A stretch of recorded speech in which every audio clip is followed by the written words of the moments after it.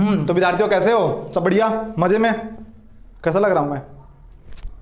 बढ़िया लग रहा हूं? चलो, तो आज लेकर आए हैं लेक्चर 3 इलेक्ट्रोस्टैटिक्स की। पहला लेक्चर में हमने पढ़ा चार्जेस एंड इट्स प्रॉपर्टीज, दूसरा लेक्चर में हमने पढ़ा कूलम्स लॉ, है ना, permittivity of free space, permittivity of medium, relative permittivity, ये सब के बाद में हम लोगों ने क्या पढ़ा था, हाँ, लिमिटेशन ऑफ कूलम्स लॉ पढ़ा था। ये सब चीज देखते हुए हम लोग लास्ट में लिमिटेशन ऑफ कूलम्स लॉ पढ़ते हुए चैप्टर को क्लोज कर दिए थे। वहीं पे लेक्चर वहीं पे बंद हो गई थी। थर्ड लेक्चर में क्या पढ़ोगे, तो थर्ड लेक्चर में पढ़ोगे प्रिंसिपल ऑफ सुपरपोजिशन, फिर उसके बाद पढ़ोगे इक्विलिब्रियम ऑफ पॉइंट चार्जेस, कैसे दो चार्जेस के बीच में तीसरा चार्ज रखेंगे तो थर्ड चार्ज इक्विलिब्रियम पे आ जाएगा, कैसे एक दो चार्ज के बीच में तीसरा चार्ज रखेंगे तो पूरा सिस्टम इक्विलिब्रियम पे आ जाएगा। दोनों अलग अलग केस है ना, दो चार्ज है उसके बीच में तीसरा चार्ज रखो, इसको इक्विलिब्रियम पे लाना है। एक क्या होता है कि दो चार्ज रखो उसमें तीसरा चार्ज रखोगे तो पूरा सिस्टम इक्विलिब्रियम पे आ जाएगा। दोनों अलग अलग केस है, ठीक। उसके बाद पढ़ेंगे हम लोग equilibrium of suspended point charge, जो दो थ्रेड से दो छोटे छोटे चार्ज होते हैं सिमिलर कैरेक्टर का, मतलब सिमिलर नेचर का, दोनों रिपल्सन के कारण दूर भाग जाते हैं और एक वी शेप में आ जाते हैं, और कितना पे इक्विलिब्रियम होगा ये वो देखेंगे, कितना एंगल पे इक्विलिब्रियम होगा, इसके बारे में बहुत सारी चीजें हम लोग पढ़ने वाले हैं। तो पूरा लेक्चर में बने रहो मेरे साथ और ध्यान से पढ़ाई करते रहो बिना किसी इश्क मोहब्बत के, समझ रहे हो? समझ रहे हो? हाँ, वो सब बातें नहीं, पहले पढ़ाई फिर बाद में वो, पहले कैरियर बना लो, पहले तुम्हारा जेब देखा जाएगा कि कितना कमाते हो, समझ रहे हो? तो इसलिए पहले पढ़ाई कर लो। अच्छा, तो प्रिंसिपल ऑफ सुपरपोजिशन पे अब छोड़ो, ये सब बातें छोड़ो, बस ध्यान रखो कि हाँ मन लगा के पढ़ना है। प्रिंसिपल ऑफ सुपरपोजिशन क्या होता है? पहले दो चार्जेस थे तो तुम लोगों ने क्या किया कि force on one charge due to another charge तो निकाल दिए, इस पे कह रहे थे तो इसके कारण निकाल दिया। जैसे कि अगर मैं कहूँ कि तुमसे एक चार्ज ये है Q1, ये भी प्लस है, और एक यहाँ पे Q2 चार्ज है वो भी प्लस नेचर का है, दोनों सेम नेचर का है, तो फोर्स ऑन 2 ड्यू टू 1 निकाल दोगे और फोर्स ऑन 1 ड्यू टू 2 इधर निकाल के दे दोगे हमको, बढ़िया, शाबाश। अब मैं अगर कहूँ कि यहाँ सिस्टम ऑफ चार्ज है, मतलब बहुत सारे चार्जेस हैं वहाँ पे, है ना, Q1, Q2, Q3, Q4, Q5 ऐसे n चार्जेस हैं वहाँ पे, और उस n चार्जेस में अगर मैं तुमसे पूछ लूँ कि force on net force on n charge, मतलब Qn चार्ज जो है उस पर नेट फोर्स निकालो, तो कैसे निकालोगे? इन्हीं चीज़ों को पढ़ने के लिए हम लोग पढ़ते हैं प्रिंसिपल ऑफ सुपरपोजिशन।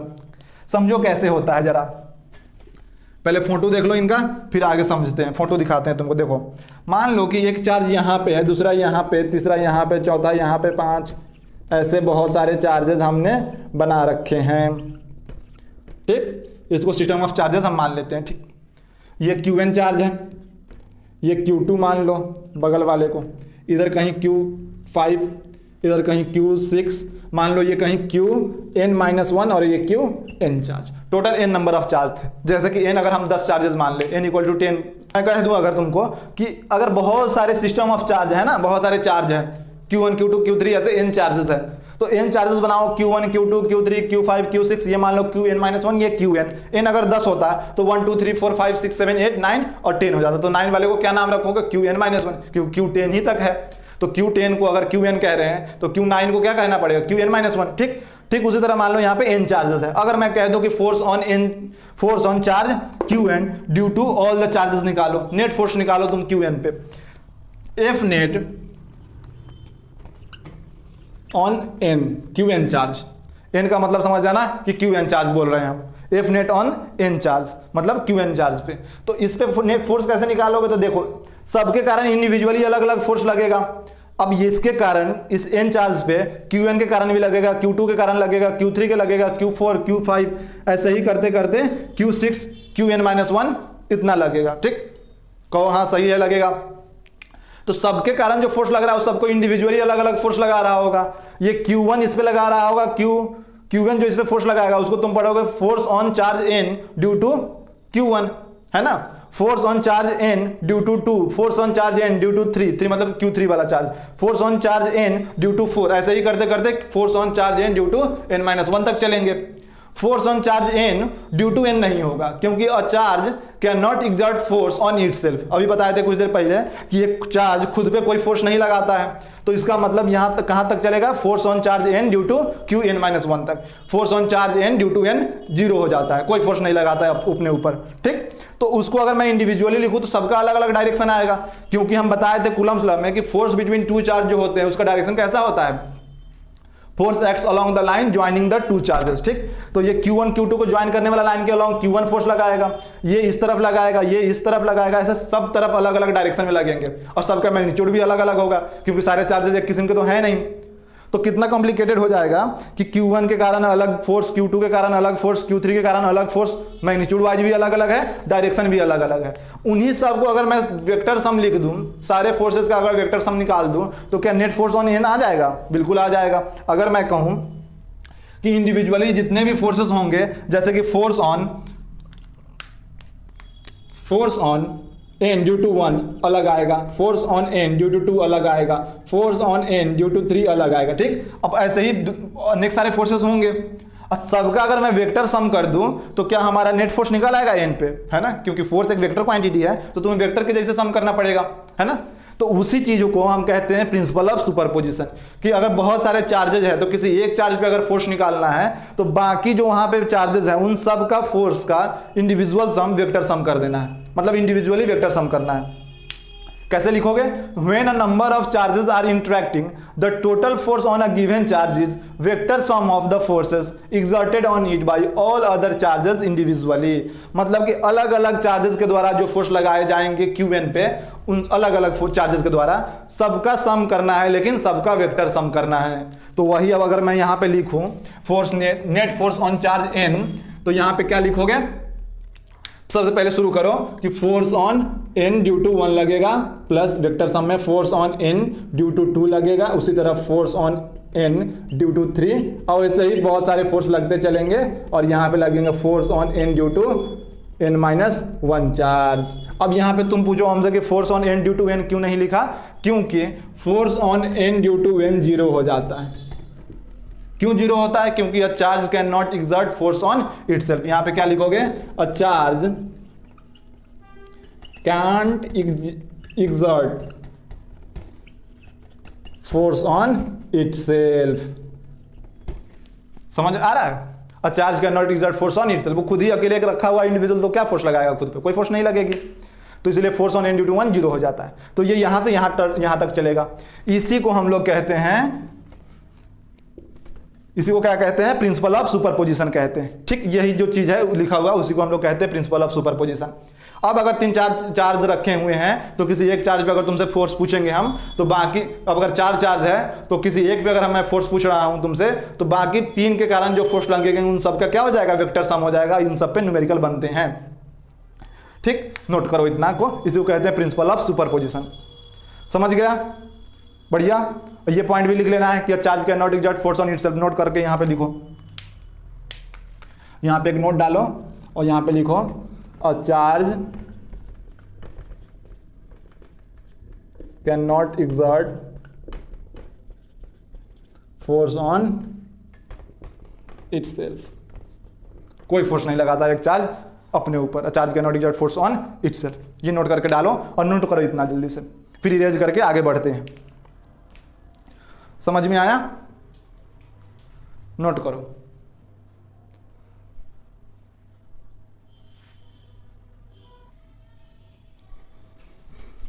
तो देखो, अब नेक्स्ट टॉपिक है अपना equilibrium of suspended point charge system. क्या है? Equilibrium of suspended point charge system. अभी भी बताए थे कि अगर दो आइडेंटिकल चार्ज को दो थ्रेड से, दोनों थ्रेड का लेंथ एल होना चाहिए, सेम होना चाहिए, तो दो आइडेंटिकल चार्ज को अब पहले हमने बांध दिया। अब जरा देखो यहां तक कैसे पहुंचा होगा वो। मान लो कि ये 2 थ्रेड है और ये दोनों चार्ज इस पे बंधे हुए हैं। ठीक, आइडेंटिकल चार्जेस है, दोनों का मास भी सेम है, दोनों पे चार्ज भी सेम है, नेचर भी दोनों का सेम है, तो रिपल्सन करेगा। अब ये भी एल लेंथ का थ्रेड है, ये भी एल लेंथ का थ्रेड है, तो रिपल्सन होगा। तो पहले ऐसे था, जैसे ही हम पकड़ के रखे थे इसको, जैसे ही हम छोड़ेंगे हाथ से, ये रिपल्सन के कारण इधर भागेगा, ये इधर भागेगा और दोनों एक ऐसा शेप वी शेप में बन जाएगा। अब ये मान लो एक बीच का लाइन है। ठीक, ये एक स्ट्रेट लाइन है, तो जितना एंगल ये यहां से सीधा से जितना एंगल ये स्वाइप करेगा उतना ही एंगल ये स्वाइप करेगा। तो ये थीटा एंगल, तो ये भी थीटा एंगल बनाएगा। किससे? इस वर्टिकल लाइन से। तो ये मान लो कि दो पहले इनिशियली ऐसे पास में जुटा हुआ था, ये बाद में दूर उठ के यहाँ चला गया रिपल्सन के कारण। ठीक, और जैसे ही यहाँ गएगा तो थीटा एंगल इसने भी स्वाइप किया, थीटा एंगल इसने भी स्वाइप किया। दोनों थ्रेड का लेंथ भी एल है। अब इसके बाद ये इक्विलिब्रियम पे जाके रुक गया। कैसा हुआ? अब यहाँ पे जाके ये रुक गया, वैसे ही टंगा हुआ है, ये सस्पेंडेड है, वैसे ही लटका हुआ है हवा में, ऐसे टंगा हुआ है। तो इसमें क्या क्या हो रहा है तो वो जरा देखो। सबसे पहले क्या इस आइडेंटिकल चार्जेस है, चार्जेस के पास मास होती है? जी हाँ होती है। हम उसी दिन बताए थे कि charge always comes with mass. अगर छोटा से छोटा चार्ज भी है तो उसके पास मास होगा ही होगा, क्योंकि आइडेंटिकल है। तो यहाँ पे भी इसका भी मास m, उसका भी मास m। नीचे क्या लगेगा? mg लगेगा। mg क्यों? Acceleration due to gravity g, और ये वेट लग जाएगा mg अर्थ के कारण। mg यहाँ पे लगा तो इस थ्रेड में एक टेंशन लगेगा, टेंशन फोर्स T, ऊपर की तरफ टेंशन लगेगा थ्रेड में। ये थीटा, ये 90 डिग्री है, तो ये 90 डिग्री माइनस थीटा, तो ऊपर एक अगर हम मैं ड्रॉ करूँगा ऐसे, तो ये कितना हो जाएगा? थीटा होगा, तो ये थीटा। अब इस T का दो कंपोनेंट तोड़ो, एक तोड़ो T ऊपर कॉस थीटा, और एक टूटेगा इसके तरफ T साइन थीटा। भाई ये थीटा होता है तो थीटा एंगल की तरफ जो कंपोनेंट टूटता है उसको टी कॉस थीटा कहते हैं, और जो उसके परपेंडिकुलर होता है उसको टी साइन थीटा कहते हैं। ये टी का दो कंपोनेंट, टी कॉस थीटा, एक टी साइन थीटा। इतना समझ में आया? अब जितना रिपल्सन इसके कारण इस पे लग रहा होगा इसके तरफ, जितना फोर्स, उतना ही फोर्स ये भी इस पे लगा रहा होगा इधर की तरफ। कौन सा फोर्स? Electrostatic force. इस पे ये भी लगा रहा होगा इधर। दोनों का मैग्नीट्यूड तो सेम ही होगा, कितना? k q1 q2 अपन r स्क्वायर। r इन दोनों के बीच का दूरी x हो गया है, ठीक? r इन दोनों के बीच में दूरी x हो गया, ये परपेंडिकुलर है, ठीक? समझ में आया? तो अगर मैं कहूं कि ये इक्विलिब्रियम पे है तो इसका मतलब इस पे नेट फोर्स 0 लग रहा है, मतलब कि हॉरिजॉन्टल लगने वाला फोर्स दोनों एक दूसरे को बैलेंस करेंगे, और वर्टिकल लगने वाला फोर्स एक दूसरे को बैलेंस करेंगे। भाई अगर कोई बॉडी इक्विलिब्रियम पे है तो एफ नेट कितना हो जाता है? 0 हो जाता है। सिर्फ यहाँ पे ट्रांसलेशनल इक्विलिब्रियम की बात हो रही है। इक्विलिब्रियम होने के लिए दो कंडीशन होती है। A body is said to be in equilibrium if F net 0 और उस बॉडी का टॉ नेट 0, पर यहाँ रोटेशनल दूर दूर तक नहीं है, तो इसलिए हम बस इतना कह रहे हैं कि बॉडी अगर इक्विलिब्रियम पे है तो एफ नेट 0 है। लेकिन अगर प्योर इक्विलिब्रियम कहीं पूछ दिया जाए क्वेश्चन बना के कि a body is said to be in equilibrium, तो वहाँ पे तुम्हें लिखना पड़ेगा कि एफ नेट भी 0 और टॉ नेट भी 0। लेकिन वो बाद की केस है, बाद में देखेंगे। पहले यहाँ के लिए सिर्फ एफ नेट 0 कर दोगे तो भी इक्विलिब्रियम पे है, क्योंकि रोटेट तो कर नहीं रहा है। तो इसका मतलब टी कॉस थीटा mg को बैलेंस करेगा और fe जो है वो टी साइन थीटा को बैलेंस करेगा, तभी तो इक्विलिब्रियम पे आया होगा। और सेम यही चीज इसके पास भी हो रहा होगा, तो हम किसी एक का स्टडी करेंगे दूसरा अपने आप हो जाएगा, है ना? क्योंकि दोनों आइडेंटिकल है तो दोनों में फोर्स भी सेम, mg सेम, ऊपर टी कॉस थीटा भी सेम, इधर टी साइन थीटा भी सेम। तो अगर एक केस एक का किसी एक चार्ज का स्टडी कर लो तो दूसरे का अपने आप आ जाएगा। तो यहाँ पे जरा ध्यान से देखो, at equilibrium T cos theta equal to कितना हो जाएगा? mg, पहला इक्वेशन, और T sine theta equal to कितना हो जाएगा? fe, जो कि है अपना k q1 q2, तो q दोनों q आइडेंटिकल है तो q square upon x square. बोलो क्या ये बात समझ में आई? ये fe कितना होगा? ये जो fe है वो एक्चुअल में k q1 q2, k क्या होता है? 1/4 पाई एप्सिलॉन नॉट, क्योंकि एयर मीडियम में अगर हम कह रहे हैं तो 1/4 पाई एप्सिलॉन नॉट। कोई दूसरा मीडियम होगा तो k की वैल्यू हो जाएगी, किसी और मीडियम के लिए k हो जाता है 1/4 पाई k डैश एप्सिलॉन नॉट, जहाँ पे k डैश क्या होता है? Dielectric constant. याद होगी तो नहीं, अगर जानते हो तो सेकेंड लेक्चर देख के आओ, डाइलेक्ट्रिक कांस्टेंट सेकेंड लेक्चर देखो, समझ में आ जाएगा k डैश क्या होता है? Dielectric constant. तो हम यहाँ एयर लेके चल रहे हैं सिंपल केस के लिए, तो k नहीं भी लेके चल रहे तो बस k रख लो कांस्टेंट, k q1 q2 मतलब q स्क्वायर अपन दोनों के बीच की दूरी x है तो x स्क्वायर कह दो। दो इक्वेशन दिखे, इक्वेशन सेकेंड को इक्वेशन फर्स्ट से डिवाइड करोगे, t sign theta divided by t cos theta, तो कितना आएगा? tan theta. t से t कैंसिल हो जाएगी भाई, t साइन थीटा में इसको डिवाइड करोगे तो sine theta divided by cos theta, tan theta आ जाएगा, और k q square upon mg x square आया। बोलो सही? ये दोनों चार्ज आइडेंटिकल थे इसलिए ये दोनों एंगल भी आइडेंटिकल स्वाइप हुआ है ऐसे, समझ में आया? तो k q upon mg x square आ गया अपना tan थीटा। बोलो इतना समझ में आया? तो अगर हमसे x की वैल्यू पूछे कोई यहाँ से तो कैसे निकालेंगे वो भी देखो। अच्छा, अब ये दोनों चार्जेस जो है उस पर जो रिपल्सन लगेंगे वो इतना ज़्यादा भी नहीं लगेगा कि ये एंगल बहुत बड़ा हो जाए, ये एंगल बहुत छोटे छोटे हैं। इफ थीटा इज स्मॉल, या यहाँ पे थीटा स्मॉल है भी, सिंस थीटा इज स्मॉल, अगर थीटा स्मॉल होता है तो क्या लिखते हैं हम लोग? याद करो, sine theta approx tan theta वो अप्रॉक्स थीटा के बराबर हो जाता है। तो अगर tan थीटा यहाँ पे है तो देखो साइन थीटा के बराबर लिख सकते हैं, तो p साइन थीटा, अगर इसको पकड़ोगे तो ये होगा p और ये होगा हाइपोटेनस। देख रहे हो? ये P और ये हाइपोटेनस। अब यहाँ से यहाँ तक की दूरी कितनी हो जाएगी, ये पूरा x है, तो यहाँ से यहाँ तक सेंटर के बीच की दूरी कितनी हो जाएगी, x/2। क्यों, ये सेंटर ही है, क्योंकि ये दोनों आइडेंटिकल था तो इक्वली ऊपर उठा है, तो दोनों का बीच से एक लाइन खींचा है जो ये हमने, वो एकदम परपेंडिकुलर बाइसेक्टर होगा, परपेंडिकुलर भी होगा और इन दोनों का बाइसेक्टर भी होगा। समझ में आया? ये जो ऊपर ऐसे ऐसे था, ऐसे जो खुलेगा तो इक्वल एंगल के चक्कर में ये जो होगा वो इन दोनों का परपेंडिकुलर बाइसेक्टर लाइन है। ये जो लाइन निकला है वो परपेंडिकुलर बाइसेक्टर है। तो x/2 अगर ये हुआ तो tan थीटा को हटा के हम sin थीटा की वैल्यू रख सकते हैं, क्योंकि थीटा स्मॉल है। और sin थीटा कितना होता है, P/h, मतलब x/2/L। तो यहाँ से हम खींचेंगे, यहाँ पे लिखेंगे sin theta equal to KQ² बोलो सही। अब क्योंकि sin थीटा को हम लिख सकते हैं P/h, तो x/2L equal to KQ²/mgx², implies that, यहाँ से क्रॉस मल्टीप्लिकेशन करवाओ तो x³ हो जाएगा। x³ इक्वल टू, ये देखो KQ² इंटू 2L हो जाएगा, तो 2KQ²L/mg। अगर हमसे x पूछता कि कितना रिपल्सन हो गया दोनों के बीच में दूरी, x कैसे हुआ, पहले x नहीं था, पहले तो दोनों पास पास थे ऐसे, बाद में ऐसे होके ऐसे x उठा है। अगर हमसे थीटा एंगल पूछता तो हम यहीं से निकाल लेते। अगर हमसे थीटा पूछता तो जरा ध्यान से देखो, अगर सिर्फ थीटा पूछता हमसे तो हम यहीं पे क्वेश्चन खत्म कर देते कि थीटा इक्वल टू हो जाएगा tan इनवर्स KQ/mgx²। अगर हमसे थीटा की वैल्यू पूछता तो हम ऐसे निकाल लेते, समझ रहे हो। पर हमसे अगर x पूछेगा तो हमें और इस क्वेश्चन को आगे बढ़ाना पड़ेगा। x यहाँ से कितना निकल रहा है, x³ इक्वल टू 2KQ²L/mg। अब यहाँ से देखो, implies that x equal to,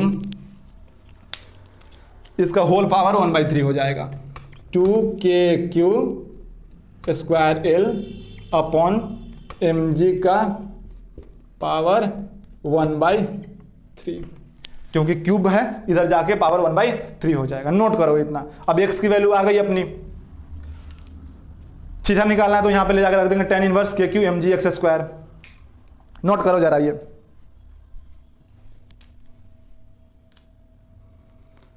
समझ में आ रहा है, दिख रहा है ना, क्लियर। इसमें बहुत सारे क्वेश्चन बनते हैं, ये नोट कर लो। अगर ये क्वेश्चन ऐसे भी बन जाते हैं कि अगर डाइलेक्ट्रिक में रख दिया जाए तो क्या होगा, तो यहाँ पे जो k ले रहे हैं उसकी वैल्यू लेना पड़ेगा तुमको, ये 1/4 पाई k'(ε0)। ठीक, नोट हुआ, बोलो सही। x की वैल्यू कितनी आ गई, 2KQ²L/mg के पावर 1/3, दिख रहा ना, 2KQ²L/mg के पावर 1/3, ये x आ जाएगा। नोट करो इतना। अब इसके बाद अगर नोट कर लो तो मैं एक चीज बताता हूं कि यदि ये नोट किए रहे ना, ये वाला लाइन हम रखेंगे, इसको इरेज कर रहे हैं, देखो। अब ये पूरा कहानी को हम ऐसे देखेंगे तो अभी तक आप लोगों ने पढ़ा, थोड़ा पानी मारना पड़ेगा इस पे।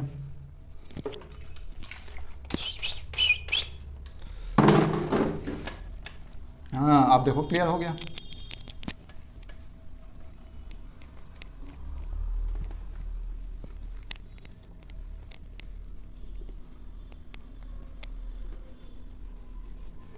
अच्छा, अब देखो, इसको भी हटा दो। अब ये क्यूब है, बस यहां पे लिख दो ऐसे, पावर 1/3 कर दो, यहां से क्यूब को गायब कर दो। x ये निकला था अपना। अब अगर मैं कहूं कि if the whole setup is taken into an artificial satellite, question क्या आ गया अब इसके बाद कि इफ द होल सेटअप is taken into artificial satellite। मान लो आर्टिफिशियल सैटेलाइट में हम ले गए तो क्या होगा बताओ। इस पूरे सेटअप को उठा के इसे ही आर्टिफिशियल सैटेलाइट में लेके चले गए तो हमें क्या देखने को मिलेगा वहां पे, क्या इसी के जैसे कुछ मिलेगा या कुछ इससे नया मिल सकता है। ब्लू वाला मार्कर कहाँ खो गया,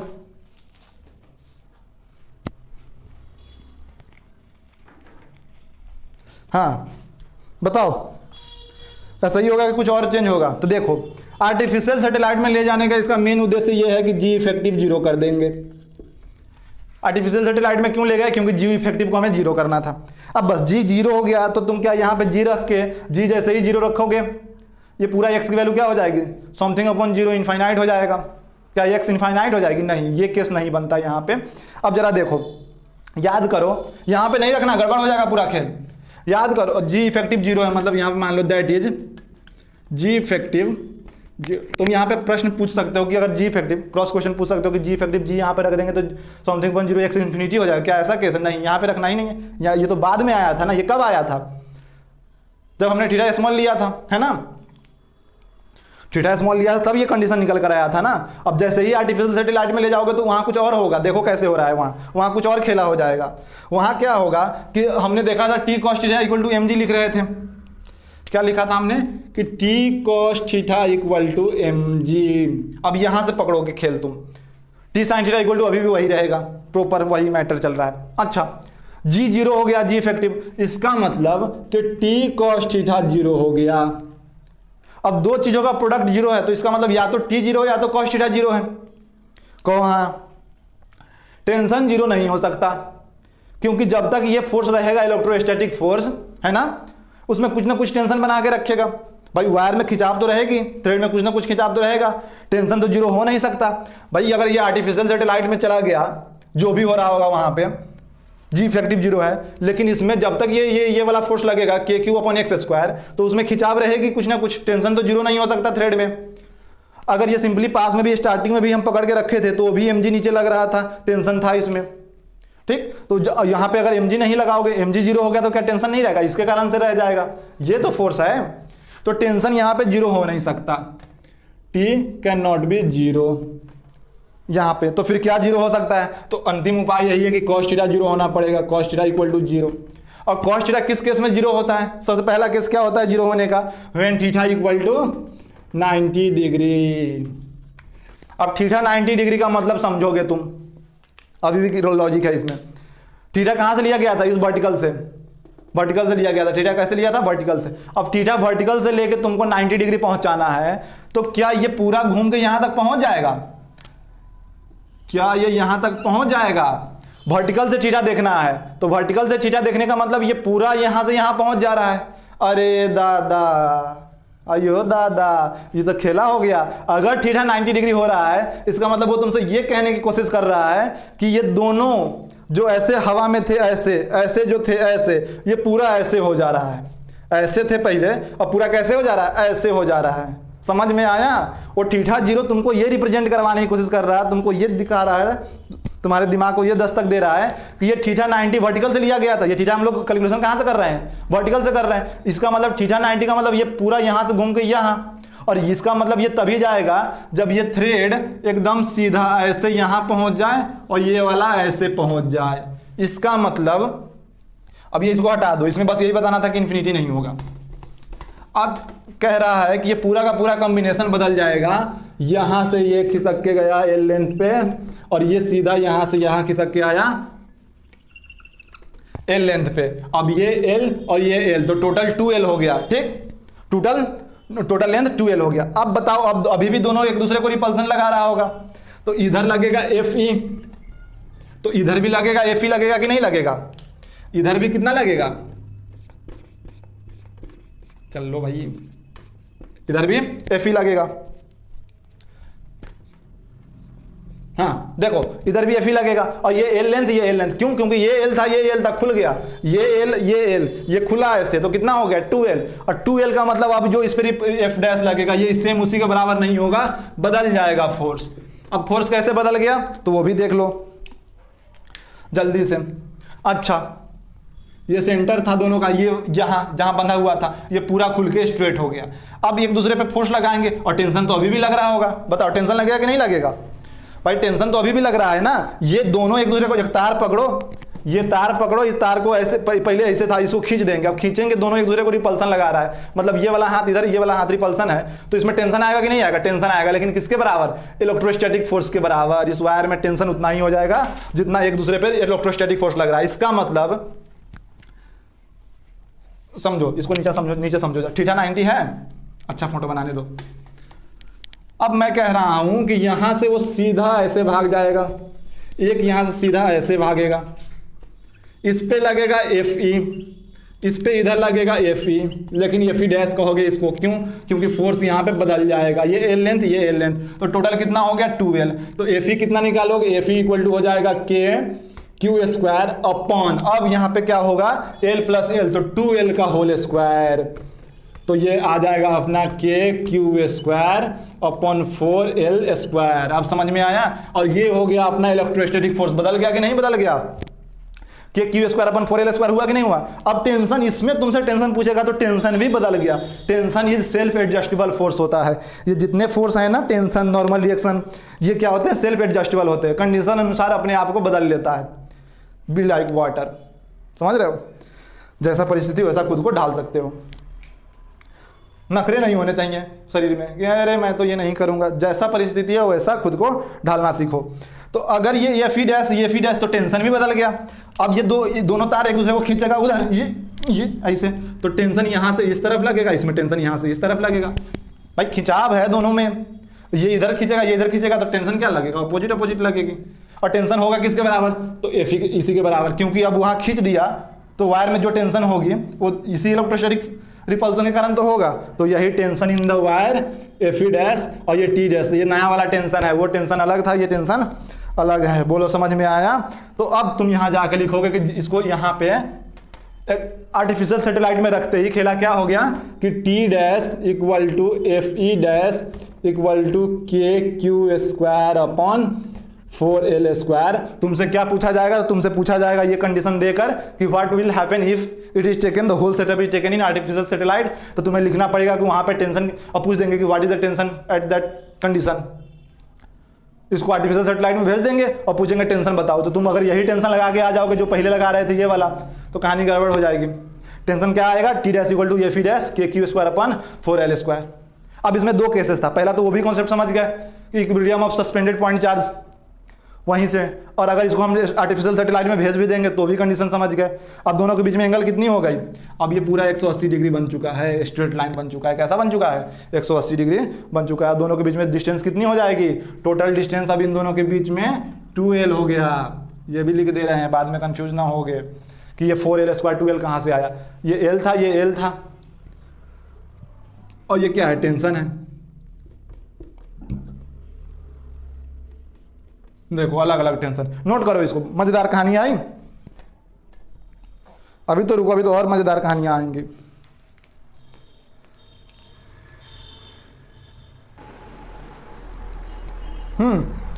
समझो क्या सिस्टम है। अब क्वेश्चन हमसे पूछेगा किस बेस पे, या ऐसे इक्विलिब्रियम ऑफ 3 पॉइंट चार्ज। अब 3 पॉइंट चार्ज अभी भी बताए थे कि दो चार्जेस रख देंगे Q1 Q2, और फिर हमसे पूछा जाएगा कि where should a third charge Q be placed so that it will remain in equilibrium. अब ये कैसे करें? तो देखो इक्विलिब्रियम पे रहने की क्या कंडीशन थी कि F नेट 0। तो इसका मतलब हम कह सकते हैं कि simply third charge will remain in equilibrium when F net on it equal to 0। किस पे F net? उसी थर्ड चार्ज पे जो प्लेस किया गया है उस पे F net अगर 0 आ जाए तो वो इक्विलिब्रियम पे रहेगा। तो उसको F net 0 कब आएगा, किस डिस्टेंस पे रखने पे आएगा? तो सोचो, ऐसे तो तुम x कहीं भी लेट करोगे, let x be the distance where we should place third charge. ठीक, तो हम मान लिए कि x डिस्टेंस पे, इन दोनों के बीच में x डिस्टेंस पे एक Q चार्ज रखो, जिस पे इस Q चार्ज पे अगर नेट फोर्स निकालोगे तो ये x है, तो ये हो जाएगा r माइनस एक्स। अब एक इसके कारण फोर्स, एक इसके कारण फोर्स, दोनों के इस दोनों का फोर्स को क्या करो? वेक्टर सम करो। अगर वो दोनों 0 के बराबर आ गया तो इसका मतलब इसी पोजीशन पे x अपने आप वैल्यू दे देगा। मतलब हम कह रहे हैं कि F नेट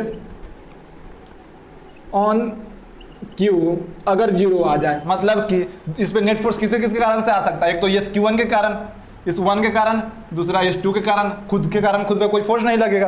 तो मैं लिख सकता हूँ कि F on Q due to 1 plus F on Q due to 2। अगर दोनों का सम 0 आ जाए तो इक्विलिब्रियम पे है। एफ नेट जीरो हो गया, इक्विलिब्रियम पे आ गया। और जैसे ही ये जीरो के बराबर पुट करोगे तो अपने आप एक्स की वैल्यू दे देगा। पूछो कैसे? तो अगर इसके कारण फोर्स लिखोगे इस पे अब तुम इसको पॉजिटिव है निगेटिव है उसके हिसाब से तुम सॉल्व कर सकते हो कि Q1 Q2 जो है वो गिवन रहेगा। Q1 कैसा है, Q2 कैसा है, ये कैसा है, थर्ड चार्ज, वो सब गिवन रहता है। मान लो नहीं दिया है तो तुम खुद से लेट कर लेना और फिर उसके बाद पुट करना। जैसे हम मान लिए कि ये पॉजिटिव है, ये पॉजिटिव है, ये भी पॉजिटिव ही है, तो इसके कारण से ये रिपल्सन होगा, इसके कारण से इधर रिपल्सन होगा। अब उसके बाद में दोनों का जीरो रखेंगे इक्वल टू जीरो, एक्स की वैल्यू अपने आप आ जाएगी।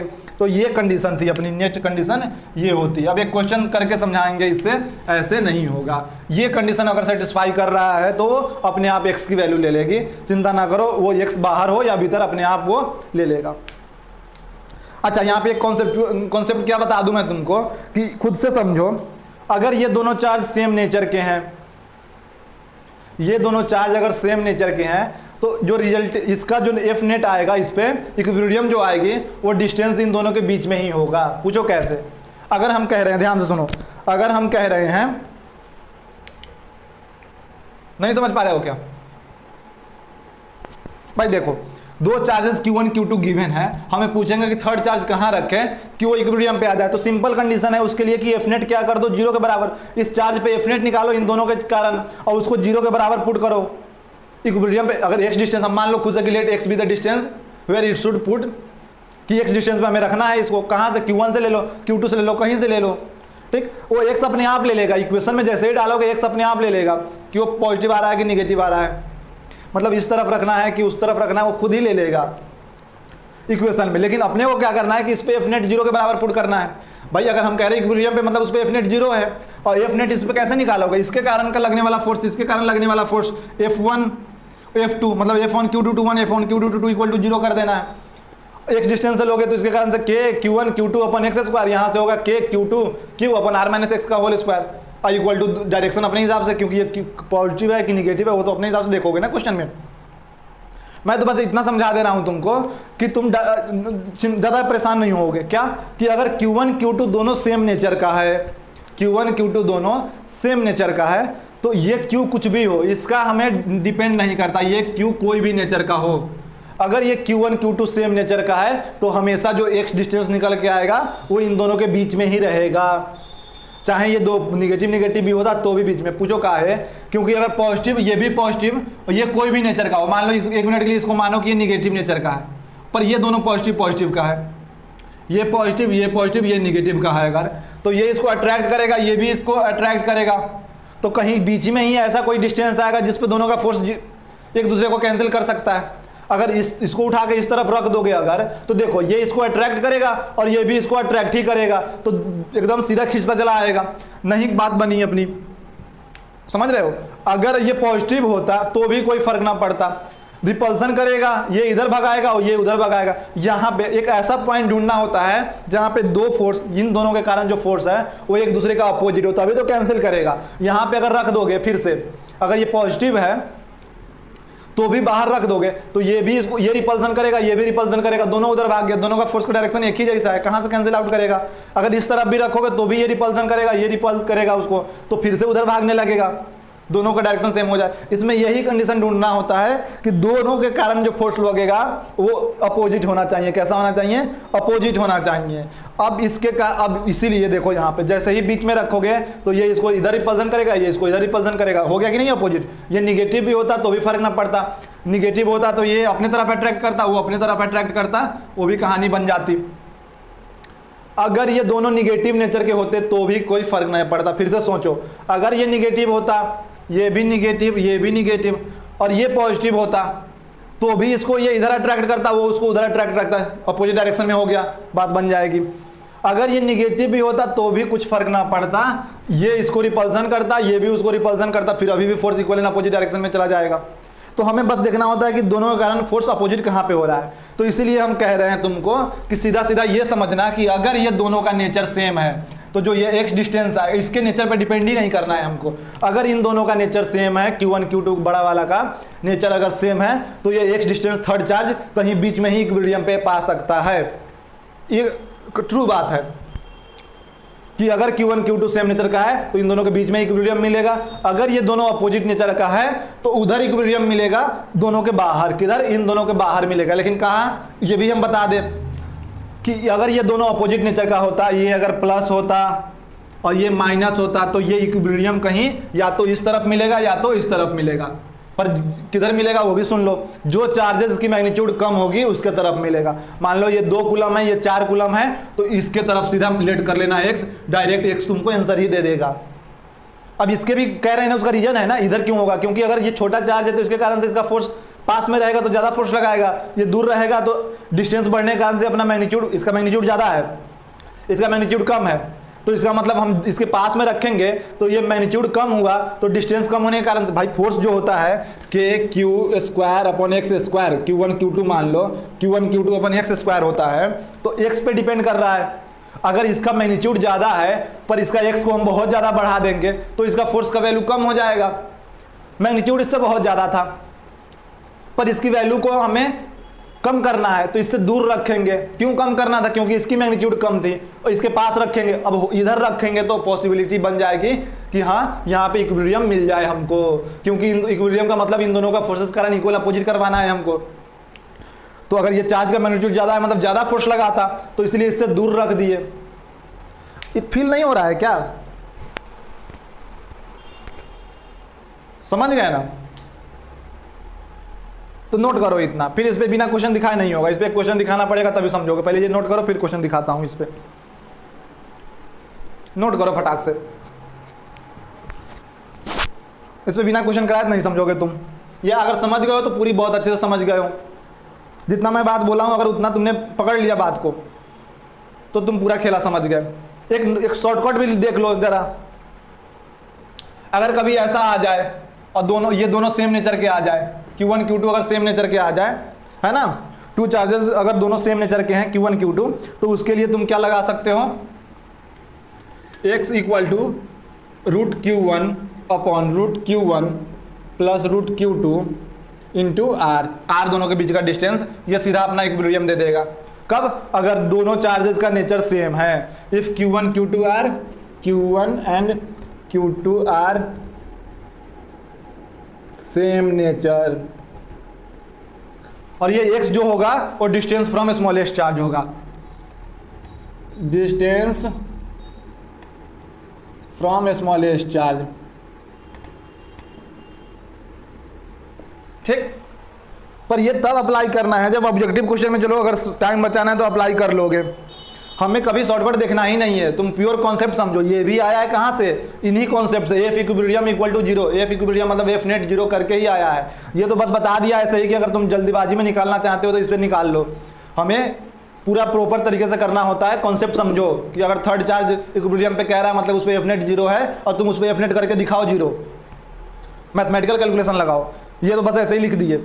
अगर क्या होता, ये दोनों अपोजिट नेचर का होता, अगर दोनों अपोजिट नेचर का होता, ये सेम नेचर है, अगर अपोजिट नेचर का होता, अपोजिट नेचर का होता तो वहां पे हम x इक्वल टू लिखते अंडर रूट Q1 अपन under root Q2 minus root Q1 into R अभी भी दोनों के बीच का डिस्टेंस है। x कहाँ से होगा, from distance from smallest charge, distance from smallest charge. और ये भी बात नोट करो कि Q1 हम स्मॉल चार्ज वाले को कहते हैं, Q2 greater than Q1। Q1 Q2 किसको कहोगे तुम, जो छोटा वाला चार्ज है उसको Q1 कहना, और जो बड़ा वाला चार्ज रहेगा जिसका मैग्नीट्यूड ज़्यादा है उसको Q2 कहना, तभी ये दोनों वैलिड हो पाएंगे। समझ में आया? अगर ये दोनों सेम नेचर का है तो ये लगाना, अगर अपोजिट नेचर का है तो ये लगाना, distance from smallest charge, distance from smallest charge. और Q1 कौन सा होता है, छोटा वाला चार्ज, Q2 कौन सा होता है, बड़ा वाला चार्ज।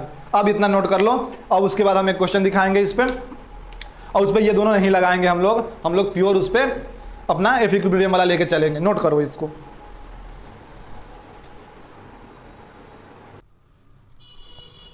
हाँ देखो, अब क्वेश्चन से समझ में आएगा तुमको, ऐसे नहीं समझ में आएगा, इतना देर बोल रहे थे। अब समझो क्वेश्चन क्या है कि 2 charges are placed as shown in figure, ये फिगर बना हुआ है, where should a third charge Q be placed so that it remain at rest. अब तुमको पहले ही बोले थे कि थर्ड चार्ज का नेचर पे डिपेंड करता ही नहीं है, ये दोनों का नेचर देखना है तुमको, ठीक।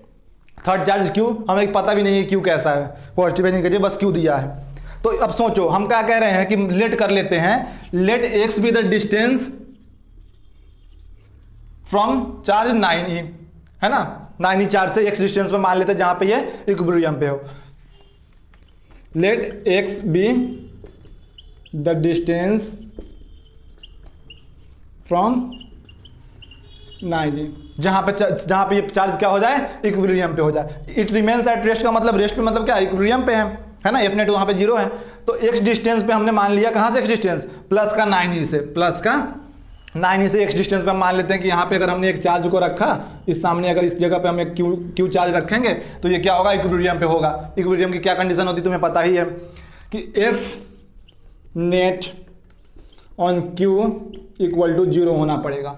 अब जरा ध्यान से देखो, ये पॉजिटिव है, इसको क्यू को मान के चलो पॉजिटिव थोड़ी देर के लिए, इस थोड़ी देर के लिए इसको पॉजिटिव मान लो, तो ये इसको क्या करेगा, रिपेल करेगा, इस तरफ फोर्स लगाएगा, इसको हम प्लस आई कैप कहेंगे, ये इसके अपोजिट लगाएगा, उसको हम माइनस आई कैप कहेंगे।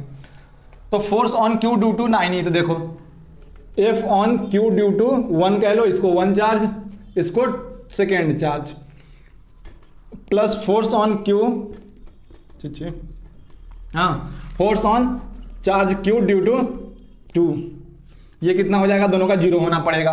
अब इसके कारण से इस पे फोर्स निकालो, तो क्या लिखोगे, एयर में रखा है, मान लो एयर मीडियम हम लेके चल रहे हैं, तो K 9e इंटू क्यू अपन, क्योंकि Q1 Q2 upon are square X square I cap में प्लस का, ये क्या करेगा, माइनस आई कैप में फोर्स लगाएगा, इधर रिपल्सन करेगा, तो माइनस आई कैप ले लो, K 16e क्यू अपन दूरी, इसको r मान लो थोड़ी देर के लिए, r, ये क्या है, r डिस्टेंस है यहाँ से यहाँ तक का, वेरिएबल ले लिया हमने r, तो r माइनस एक्स, ये x है तो r माइनस एक्स हो जाएगा, r माइनस एक्स का होल स्क्वायर, और डायरेक्शन कैसा, माइनस का i cap equal to 0। Minus I cap क्यों, क्योंकि ये भी पॉजिटिव है, ये पॉजिटिव है, इसको हम पॉजिटिव लेके चल रहे हैं तो ये इसको रिपल्सन करेगा, इसको इधर रिपल करेगा। निगेटिव लेके चलते तो भी कोई खास बात नहीं हुई थी, ये बस इसको अट्रैक्ट करता तो माइनस आई कैप हो जाता, ये इसको अपने तरफ अट्रैक्ट करता तो प्लस आई कैप होता, दोनों में से कोई एक प्लस एक माइनस होता ही होता। तो अब इनको देखो 0 के बराबर रख दिया, क्योंकि एफ नेट 0 आना चाहिए, तो ये माइनस वाला आई कैप उधर चला जाएगा, तो निकल के आएगा 9kQe upon x square equal to 16kQe upon का r माइनस एक्स का होल स्क्वायर। बोलो आया कि नहीं आया, आया कि नहीं आया।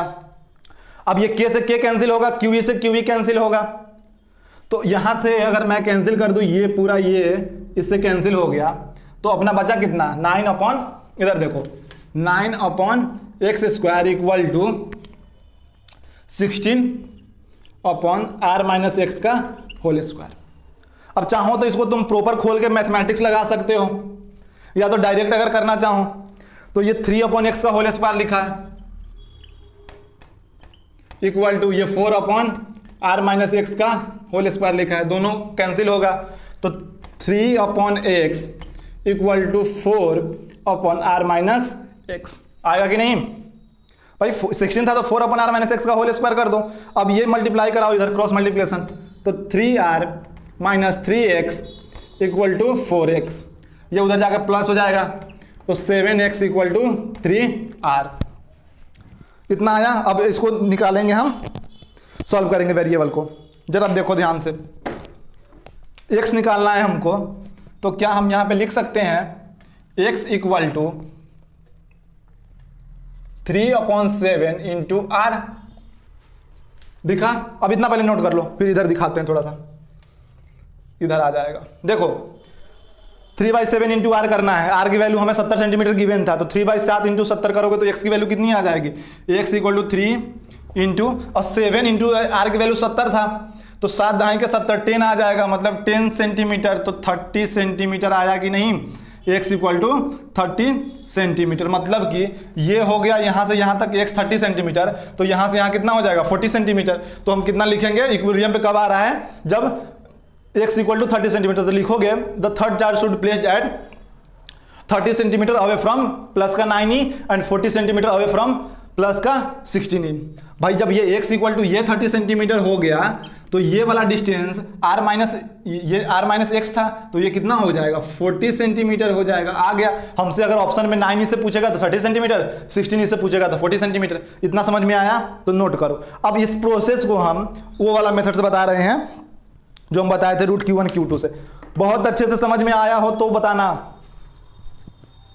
सब दिख रहा है, सब दिख रहा है, समझ गए। अब फटाक से नोट करो, हमने कुछ किया नहीं किया, बस हमें इतना पता था कि F net on Q equal to 0 करना पड़ेगा क्योंकि इट रिमेन्स एट रेस्ट, मतलब कि इस वाले चार्ज को इक्विलिब्रियम पे लाना है। इसमें एक और कॉन्सेप्ट होता है कि where should third charge be placed so that system remain in equilibrium, और उसका भी हम बताएंगे, वो भी तुम ऐसे नहीं समझोगे बिना क्वेश्चन के थ्रू।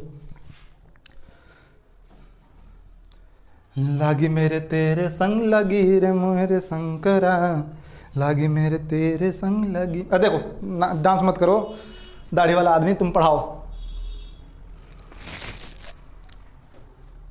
व्यवस्था नहीं है अभी, डिजिटल बोर्ड वगैरह रहता ना तो तुम लोगों को ऐसे ऐसे क्वेश्चन सॉल्व करवाता।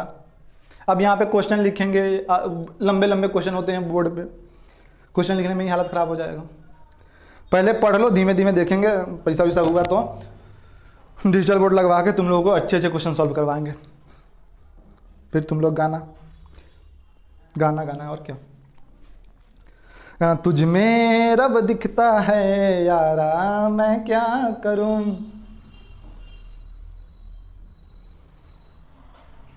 अब नोट हो गई हो तो हम आगे बढ़े, चलो।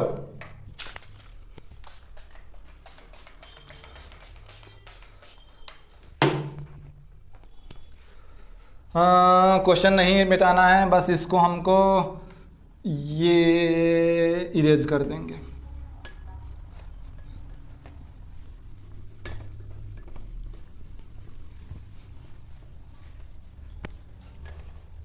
याद है ना 30 सेंटीमीटर आया था 9 से, और वहां लिखा हुआ है।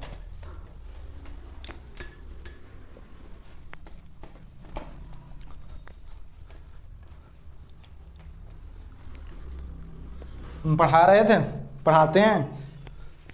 मेरे डैडी कह रहे हैं पापा कि रोज 2 ही 3 शर्ट में टी शर्ट में वीडियो बनाने पहुंच जाते हो, और टी शर्ट नहीं तुम्हारे पास, और शर्ट नहीं है, बताओ। पढ़ाने से मतलब है कि टी शर्ट दिखाना है हमको। देखो तुम जाने दो, कह रहे सारे वीडियो में वही 2-3 टी शर्ट पहने रहते हो हैं। ये खराब लग रहा है क्या? देखो इसमें अब हम जो सीधा ट्रिक बताए थे, x equal to under root Q1 plus Q2। क्यों ये वाला, क्यों? क्योंकि हम यहाँ पे देख रहे हैं दोनों का नेचर सेम है, प्लस 9e प्लस 16e, तो हम ये वाला लगाएंगे। QE क्या बोले थे, स्मॉल वाला, छोटा वाला, तो 9e का अंडर रूट करो तो root 9e upon root 9e plus का रूट 16e इंटू का r दूरी था इन दोनों के बीच का। ये x कहाँ से आता है, फ्रॉम स्मॉल चार्जेस। ऑलरेडी हम लोग स्मॉल चार्जेस लिए थे। x देखना 30 सेंटीमीटर ही निकलेगा ना, 30 सेंटीमीटर निकले तो तू कुछ कहना। 9e का कितना कह सकते हैं, 3 रूट e लिख देंगे, यहाँ पे रूट 3 लिखेंगे, मतलब 3 रूट e, अब प्लस का 4 root e into 70 centimetre, 70 centimetre. e से e कैंसिल होगा कॉमन लेके, तो x इक्वल टू कितना बचेगा 3 और नीचे 7, तो 3/7 इंटू 70 सेंटीमीटर। क्या लास्ट में वो वाला क्वेश्चन में यही आ रहा था, 3/7 इंटू r आ रहा था कि नहीं आ रहा था, जो यहाँ पे सॉल्व किए थे। अब 70 से काटोगे तो x इक्वल टू 30 सेंटीमीटर आया कि नहीं बोलो। और ये x 30 सेंटीमीटर कहाँ से आया है, हमने लेट किया ही नहीं था, इसमें कहाँ लेट किए हैं, इसमें तो कहीं लेट नहीं किए हैं। Direct x equal to formula put किया और सॉल्व करने लग गए, और x आया कितना 30 सेंटीमीटर पर। बताया कहाँ से तुमको कि कहाँ से x मानना होता है। जब x 30 सेंटीमीटर आया तो एक्चुअली कहाँ से दे रहा है, distance from smallest charge. Exact देखो, distance from smallest charge 30 centimetre. ये मेथड 2 हो गया, और इसको सिर्फ इसलिए सॉल्व किए ताकि तुमको बताया जा सके कि जो भी वहाँ कंडीशन लिखवाए वो कंडीशन को सेटिस्फाई करता है। रिजल्ट देखो, 9 सेंटीमीटर, 9e जो है छोटा है, ये 16e बड़ा है मैग्नीट्यूड में, तो उसके पास में पहुंचा कि नहीं 30 सेंटीमीटर।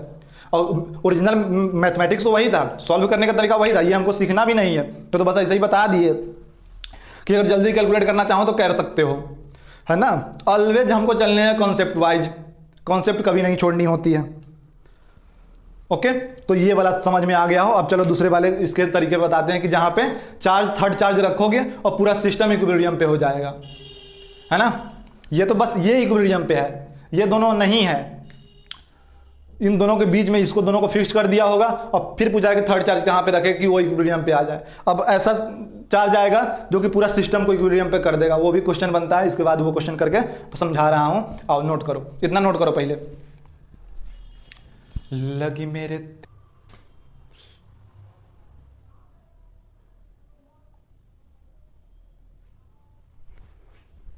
तो देखो अब इस क्वेश्चन से देखो, अभी अभी बताया था तुमको कि दो कंडीशन होती है। एक तो ये होती है कि टू चार्जेस के बीच में तीसरा चार्ज कहाँ रखे कि तीसरा चार्ज इक्विलिब्रियम पे रहे। उसके बाद क्या होता है, उसके बाद होता है कि तीसरा चार्ज कहाँ रखे कि पूरा सिस्टम इक्विलिब्रियम पे आ जाए, है ना। अकेले आता है, कहता है कि क्यों हिला डाला ना, पूरा सिस्टम को इक्विलिब्रियम पे कर डालता है। तो अब पहला वाला केस तो समझा चुके हैं, दूसरा वाला केस देखो, क्वेश्चन ही पढ़ के तुम्हें समझ में आ जाएगा कि 2 पॉइंट चार्जेस प्लस का 9q एंड प्लस का q are kept 60 centimetre apart, where should a third charge q be placed between them. Already question कह रहा है कि उन्हीं दोनों के बीच में ही रखना है तुमको। Where should a third charge q be placed between them so that the system remains in equilibrium. तो हम मान लेते हैं कि दो चार्जेज है, प्लस का 9q एक प्लस का q, दोनों के बीच में 60 सेंटीमीटर की दूरी है। इस 60 सेंटीमीटर को हम थोड़ी देर के लिए r कंसीडर कर लेते हैं वेरिएबल में लेने के लिए। मान लो दोनों के बीच में दूरी कितना है r, तो ये कितना दूरी है दोनों के बीच में r। तो हम कह लेते हैं, हमें पूछा गया कि q चार्ज कहाँ पे रखा है, बिटवीन देम कह रहा है, लेकिन बस कहाँ रखा जाए, बिटवीन देम ही रखना है। तो let x be the distance from plus का 9q the charge should be placed. Let क्या लिखेंगे, let x be distance from plus का 9q, एक डिस्टेंस, और क्योंकि बिटवीन में रखना, तो क्वेश्चन क्या बोला, where should a third charge q be placed between them. तो हम मान लीजिए इन दोनों के बीच में 9q से x दूरी पे हमने रख दिया। अब पूरा सिस्टम को इक्विलिब्रियम पे लाना है, ठीक है। जरा देखो, पूरा सिस्टम इक्विलिब्रियम पे तब आएगा जब इस पे नेट फोर्स, इस पे नेट फोर्स और इस पे नेट फोर्स क्या हो जाए, सब पे एफ नेट जीरो हो। हम सिर्फ दो से समझ जाएंगे। अगर नेट फोर्स इस पे और नेट फोर्स इस 9q पे, दोनों पे अगर एफ नेट जीरो है तो इसका मतलब पूरा का पूरा सिस्टम क्या हो जाएगा, इक्विलिब्रियम पे हो जाएगा। तो उसके लिए क्या करना पड़ेगा, तो हमने एक डिस्टेंस तो लेट कर लिया कि let x be the distance from plus का 9q, यहाँ पे पुट किया है। तो इधर से कितना दूरी हो जाएगा, ये टोटल दूरी r मान लेते हैं, 60 सेंटीमीटर भूल जाओ, r मानो, तो इधर से r माइनस x हो जाएगा। अब हम यहाँ पे दो पार्ट में डिवाइड करेंगे, यहाँ पे बोर्ड को समझेंगे। सिस्टम इक्विलिब्रियम पे तब होगा जब F net on q plus का q चार्ज इक्वल टू कितना हो जाए, जीरो हो जाए। एफ नेट ऑन प्लस का q charge, F net on plus का q चार्ज जीरो हो जाए। सिमिलरली इस पे भी जीरो होना पड़ेगा, एफ नेट ऑन प्लस का 9q इक्वल टू जीरो हो जाए। और दोनों पे जीरो कब होगा वो देखो। अच्छा, ये q चार्ज को बीच में ही रखना है, सेंटर मतलब दोनों के बीच में ही रखना है, बिटवीन देम रखना है। ये प्लस है, ये प्लस है, तो इस पे ये फोर्स रिपल्सिव लगाएगा। 9q के कारण इस पे फोर्स किधर भागेगा, इसके तरफ, रिपल्सिव होगा। ध्यान से समझते जाना, इस 9q के कारण इस पे किधर फोर्स भागेगा, बाहर की तरफ, रिपल्सिव होगा। इसको एफ नेट पे, इस पे एफ नेट जीरो करने के लिए हमें इसके कारण किधर फोर्स लगाना पड़ेगा, इसके अपोजिट। भाई अगर ये 9q इस पे फोर्स इसके तरफ लगा देगा तो इस पे जीरो करने के लिए, इस चार्ज पे जीरो करने के लिए मजबूरी है हमको कि हम इधर फोर्स लगाना पड़े हमको, भाई तभी तो जीरो हो पाएगा। मजबूरी है, मजबूर हो गए हैं, हमको मजबूर हो गए हैं इसको इधर फोर्स लगाने पे, क्योंकि हमें पता है ये प्लस का 9q है, ये प्लस का q है, तो उधर ही भागेगा, रिपल्सन ही होगा। तो इसको न्यूट्रलाइज करने के लिए हमें इसके अपोजिट फोर्स लगाना पड़ेगा। और ये अपोजिट फोर्स तभी पॉसिबल है जब ये q कैसा हो, निगेटिव हो। q कैसा हो, निगेटिव हो। तो यहां से ये डिसाइड हो गया कि ये q कैसा होना पड़ेगा, निगेटिव होना पड़ेगा। सिमिलरली इसके केस के लिए देखो, जितना फोर्स ये इस पे लगाएगा उतना ही ये इस पे लगाएगा, इधर के तरफ। अब इसको जीरो करने के लिए फिर से इस पे अपोजिट लगानी पड़ेगी, जो कि तभी पॉसिबल है जब ये q निगेटिव हो, तभी तो इसके अपोजिट में फोर्स लगा पाओगे तुम इस तरफ, है कि नहीं। इसका मतलब इन दोनों प्रोसेस से हमें ये समझ में आ गया कि q कैसा है, ये जो q गिवन है वो उसको निगेटिव माइनस में होना पड़ेगा। कैसा होना पड़ेगा, माइनस में होना पड़ेगा। अब हम इसी को अपना कॉन्सेप्ट बना के चलेंगे आगे। देखो अब इतना तो कंफर्म हो गया कि ये निगेटिव में है, क्यों निगेटिव में है। तो इस पे पहले फोर्स निकालो, इसके कारण से क्या हो जाएगा, इस प्लस 9 के q कारण से के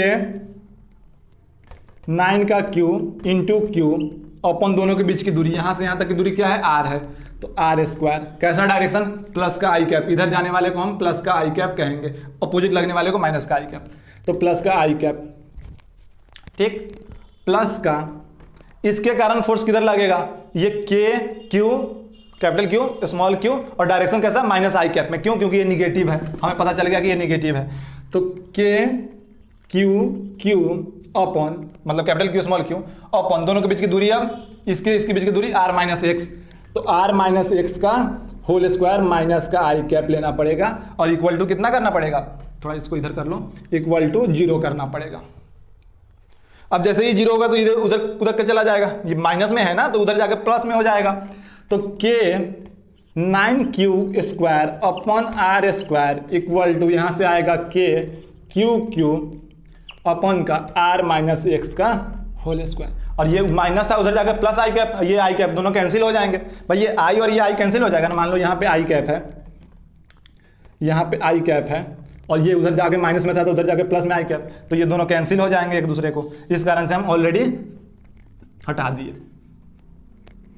ठीक, अब के से के कैंसिल होगा, एक क्यू से एक क्यू कैंसिल होगा, तो के से के काट दो, एक क्यू से एक क्यू काट दो, तो बचेगा अपना 9q upon r square equal to 9q upon r square equal to capital q upon r minus x का होल स्क्वायर। इक्वेशन 1 बना के छोड़ दो इसको। सिमिलरली इस पे देखने आ जाओ, ये 0 था, अब इधर देखो, इस पे भी लिखोगे, इस प्लस 9q पे इसके कारण फोर्स जितना ये लगाया था उतना ही लगाएगा बस, माइनस आई कैप में, तो k 9q into q upon r square minus का आई कैप, बोलो सही, क्योंकि ये इसको इधर रिपल करेगा, ये इसको अट्रैक्ट करेगा प्लस का आई कैप में, प्लस का के क्यू 9q अपॉन, अभी देखो ये आर था, ये एक्स दूरी दिया गया है, कितना दिया गया, इन दोनों के बीच में एक्स लिया गया है, तो एक्स स्क्वायर प्लस का आई कैप इक्वल टू 0। अब ये फिर से माइनस का है और ये प्लस का है, ये पूरा टर्म उधर जाके प्लस में हो जाएगा, दिख रहा है ना, ये माइनस का आई कैप है आर स्क्वायर। ठीक, अब इसको पूरा उधर भेज दो, तो ये बचेगा अपना k q 9q upon x square equal to, अब ये आई कैप फिर से कैंसिल हो जाना है, आई कैप को काट देगा, ये इधर जाकर पॉजिटिव आई कैंसिल, तो इक्वल टू हो जाएगा इधर से k 9q square upon r square, ये आर स्क्वायर है, आर स्क्वायर। अब यहां से ऑब्जर्व करो, के से के कैंसिल, 9 से 9 कैंसिल, एक क्यू से एक क्यू कैंसिल, मतलब कि 9q एक 9q काटेगा, के क्यू काटेगा, तो ऊपर सिर्फ बचेगा अपना capital q upon x square equal to, यहाँ पे 9 कट गया, सिर्फ एक क्यू बचेगा, q upon r square, equation 2 कह लूँ। अब जरा ध्यान से देखोगे तो क्यू अपन आर स्क्वायर जो है, इसको 9 को बाहर कर लो, तो क्यू अपन आर स्क्वायर की वैल्यू कितनी हो जाएगी, जरा ध्यान से देखो, क्यू अपन आर स्क्वायर की वैल्यू क्यू अपन एक्स स्क्वायर है, इस क्यू अपन आर स्क्वायर की वैल्यू इसमें पुट करेंगे, ये इक्वेशन 2 की वैल्यू, इतना नोट करो पहले, जरा नोट करो, फिर इरेज करके बताते हैं। हाँ बस अब सॉल्व हो गया, बस इतना ही था। चलो इधर देखो,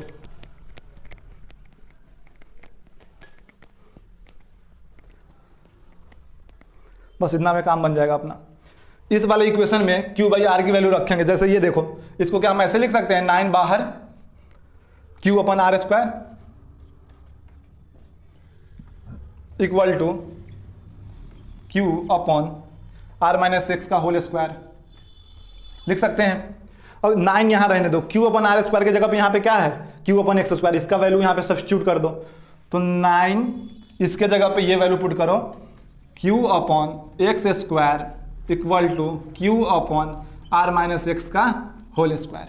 अब ये q से q कैंसिल होगा, तो 9 upon x square equal to आया 1 अपॉन आर माइनस एक्स का होल स्क्वायर। जरा इसको हम ऐसे लिख सकते हैं क्या, 3 बाई एक्स का whole square equal to 1 upon r minus x का होल स्क्वायर। अब ये स्क्वायर स्क्वायर कैंसिल होगा,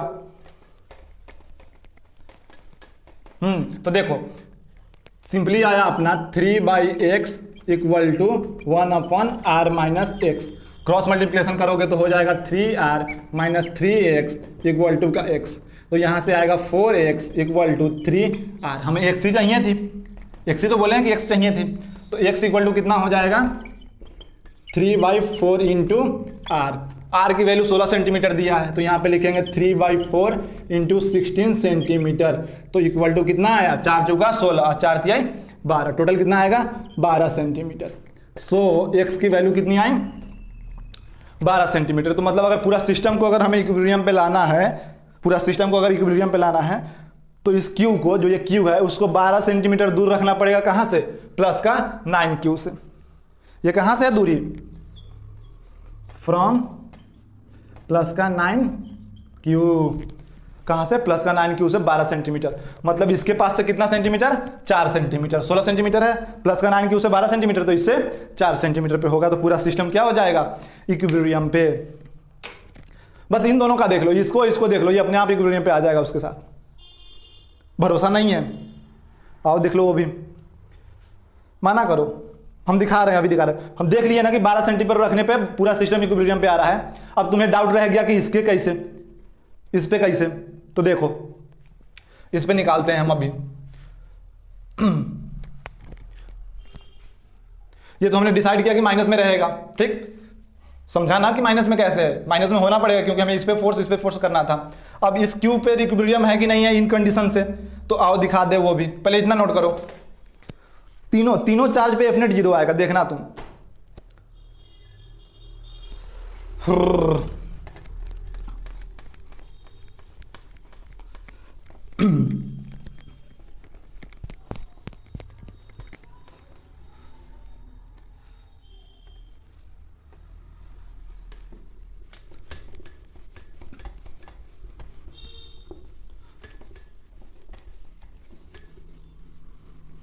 हाँ देखो कितना आया था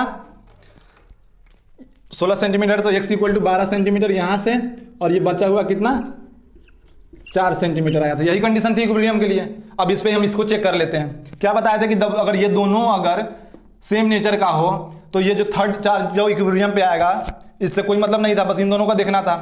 तो तब इक्विलिब्रियम पे आएगा जब कंडीशन क्या था कि x equal to under root Q1 upon under root Q1 plus root Q2 into r दूरी। यही था ना, शॉर्टकट से देख लो, लॉन्ग से भी आ जाएगा, शॉर्टकट तो बस हमें चेक करवाना है तुमको। आ तो अपना गया आंसर कि 12 सेंटीमीटर फ्रॉम प्लस का 9Q। तो x कहाँ से लिया जाता है, x होता है ये x, ये ना समझना भैया, सुनो सुनो सुनो सुनो सुनो, ये x 12 सेंटीमीटर यहाँ से लिया गया है, पर इस ट्रिक में जो x है वो 4 देगा। पूछो 4 कैसे देगा, क्योंकि ये x कहाँ से देता है, फ्रॉम स्मॉलेस्ट चार्ज कहाँ से देता है, फ्रॉम स्मॉलेस्ट चार्ज। ये x अलग है, चाहो तो इसको तुम y मान लो भैया थोड़ी देर के लिए। लो x 12 था, r माइनस x 4 था, अब ये देखो y बदल दिए, y equal to Q1 plus root Q1 upon root Q1 plus root Q2 into r करना है। r 16 सेंटीमीटर की है, Q1 कितना लोगे, छोटे वाले को लेना था, तो प्लस का Q अपॉन Q1 कितना है, प्लस का रूट Q प्लस यहाँ पे रूट 9Q इंटू 16 सेंटीमीटर। देखना Q कैंसिल हो जाएगा, तो ऊपर बचेगा 1, Q से रूट Q कैंसिल होगा तो 1, नीचे बचेगा 1, और रूट 9 में से निकलेगा तो निकलेगा 3। रूट 9 से 3 ही बाहर निकलेगा, प्लस माइनस 3 नहीं। वो तब होता है जब x स्क्वायर इक्वल टू 9 हो, तब x की वैल्यू प्लस माइनस 3 आता है। रूट 9 से 3 ही बाहर निकलेगा, रूट के अंदर निगेटिव नंबर नहीं रहता है, नहीं तो वो क्या बन जाएगा, इमेजनरी नंबर बन जाएगा। तो यहाँ से 3 निकला 1 और 1 प्लस 3 तो कितना हो जाएगा, इंटू 16 सेंटीमीटर। तो 1/4 इंटू का 16 सेंटीमीटर कितना आया जरा बता दो, 4 सेंटीमीटर आएगा कि नहीं आएगा। So y equal to 4 centimetre. Formula जो बताए थे हम, उसमें क्या बताया था कि डिस्टेंस फ्रॉम स्मॉलेस्ट चार्ज, तो प्लस का q स्मॉलेस्ट चार्ज है, तो यहाँ से कितना सेंटीमीटर आ रहा था, मीटर। समझ में आया, बोले थे मान जाओ मेरे बात, तुम लोग मानते नहीं हो। प्रूव करके दिखा दिए ना कि अगर इन दोनों पे F net हमने चेक कर लिया तो उससे जो रिजल्ट आया था, क्या रिजल्ट आया था कि 9Q से 12 सेंटीमीटर और प्लस Q से 4 सेंटीमीटर। और जब हमने फार्मूला लिखवाया था जो कि अगर हमें इक्विलिब्रियम पे जांचना हो इस थर्ड वाले पॉइंट को, तो थर्ड वाले के लिए ये लगाते हैं Q1 root Q1 upon root Q1 plus root Q2 into r. System equilibrium पे हम कह दिए तुमको कि सिस्टम इक्विलिब्रियम पे निकालने के लिए ये दोनों कंडीशन हमने निकाल दिया, फार्मूला लगा के पूरा कॉन्सेप्ट लगा के निकाल दिया। अब तुम लोग मान नहीं रहे थे कि हाँ ये भी इक्विलिब्रियम पे होगा। उसमें से कोई बच्चा प्रश्न कर देता या डाउट पूछ लेता कि अच्छा कि ये दोनों पे तो चेक कर लिया, इस पे तो बताओ। कि इस पे होगा कि नहीं होगा। तो हम बोले थे कि जब इन दोनों पे आ जाएगा तो इस पे आएगा ही आएगा 12 सेंटीमीटर 4 सेंटीमीटर। और इस पे लाने के लिए क्या पढ़ाए थे पहला केस में कि where should third charge be placed so that it remain in equilibrium. तो अगर ये दोनों इक्विलिब्रियम पे तो ये अपने आप हो जाएगा, इन्हीं कंडीशन पे इसको होना पड़ेगा। और हमने चेक भी कर दिया कि अगर ऐसा सच में है तो 4 सेंटीमीटर, देखो y इक्वल टू 4 सेंटीमीटर दे रहा है, मतलब ये भी चार्ज कैसा है, इक्विलिब्रियम पे ही है, मतलब तीनों के तीनों चार्ज इक्विलिब्रियम पे है। Whole thus whole system remains in equilibrium. अब इतना बात अगर समझ में आ गई हो तो तुम्हें इक्विलिब्रियम से रिलेटेड कोई भी क्वेश्चन या सवाल नहीं छूटेंगे। इसी में तोड़ मरोड़ के बनाते रहते हैं, बेसिक कॉन्सेप्ट यही है। क्वेश्चन बनाने के लिए तो बहुत सारे अनंत क्वेश्चन हैं। अब समझ में आया कि बस इन दोनों पे चेक करना, तीसरा होगा ही होगा। अगर भरोसा ना हो तो फिर ऐसा करके तुम निकाल सकते हो। हमने इसको नहीं देखा ना, हमने बस इतना देखा, हमें पता भी नहीं था 4 आएगा कि नहीं आएगा। हमने तो बस ये फार्मूला लगाया, हमें पता चल गया कि अच्छा तीसरा चार्ज इक्विलिब्रियम पे तब होगा जब 4 सेंटीमीटर होगा। और जब आँख खोल के इधर देखा तो अरे भैया इधर पे तो 4 सेंटीमीटर दिया है, और ये 4 कहाँ से होता है, फ्रॉम स्मॉलेस्ट चार्ज। तो सच में स्मॉलेस्ट चार्ज से 4 सेंटीमीटर पे है। तीनों सिस्टम के तीनों चार्ज कैसा है, इक्विलिब्रियम पे है। अगर इतना समझ में आ गया हो तो इतना पे नोट करो। 2 क्वेश्चन अभी देने जा रहा हूँ, वो होमवर्क में होगा, उसको तुम सोल्यूशन बना के दिखाना। नहीं आएगा तो दोबारा हम अपलोड कर देंगे, नहीं तो लेक्चर बहुत लंबा हो जाएगा। इसी बात पे हम यहाँ पे बंद करते हैं। 2 क्वेश्चन लिखा दे, फिर उसके बाद में तुम लोग उसको चेक करके बताओगे। ओके चलो,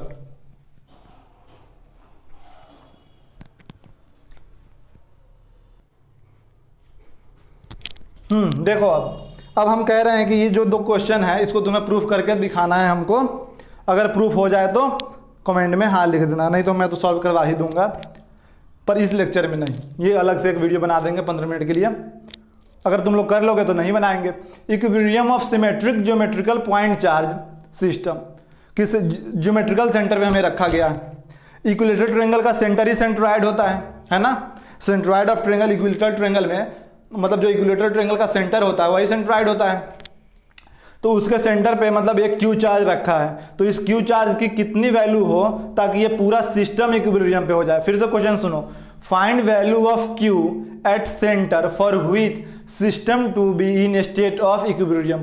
पूरा सिस्टम को, उस चार्ज को नहीं, सिस्टम को इक्विलिब्रियम पे लाना है। जैसे अभी पिछला क्वेश्चन में देखे थे सिस्टम को इक्विलिब्रियम पे ला रहे थे, उसी तरह इस पूरे सिस्टम को इक्विलिब्रियम पे लाना है। उसके लिए इस क्यू की वैल्यू कितनी होनी चाहिए। और ऑलरेडी तुम्हें बता रखा है कि ये जो क्यू है वो सेंटर पे है। इक्विलेटरल ट्रायंगल है, ये कैसा ट्रायंगल है, तीनों साइड बराबर है, इक्विलेटरल ट्रायंगल है, तीनों एंगल 60 डिग्री होगा। और जो दूरी यहाँ से इसके लिए होगा वही दूरी इसके लिए, वही दूरी इसके लिए, क्योंकि इक्विलेटरल ट्रायंगल का सेंट्रॉइड जो है वो सेंटर के साथ कोइंसाइड करता है।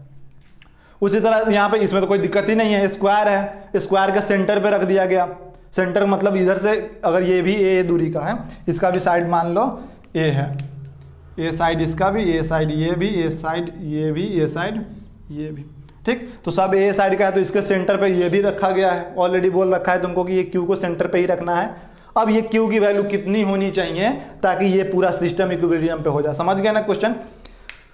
एक इक्विलेटरल ट्रायंगल है, एक स्क्वायर है, दोनों के सेंटर पे, इसके सेंटर पे क्यू, इसके भी सेंटर पे क्यू रखा है। बस तुमसे ये पूछा गया है कि क्यू की वैल्यू कितनी होनी चाहिए, पॉजिटिव निगेटिव कितना वैल्यू होना चाहिए ताकि ये पूरा का पूरा सिस्टम क्या हो जाए, इक्विलिब्रियम पे, ये भी सिस्टम कहाँ हो जाए, इक्विलिब्रियम पे हो जाए। बस ये बताना है तुमको। हम ऑलरेडी लिख चुके हैं कि क्यू की वैल्यू -q/√3 होगा इसके लिए, और q = -q ब्रैकेट में √2 + 1/4 ये होना चाहिए। इसका क्या है, माइनस का q ब्रैकेट में 2√2 + 1/4, ये इसके वैल्यू होगा, ये इसका वैल्यू होगा।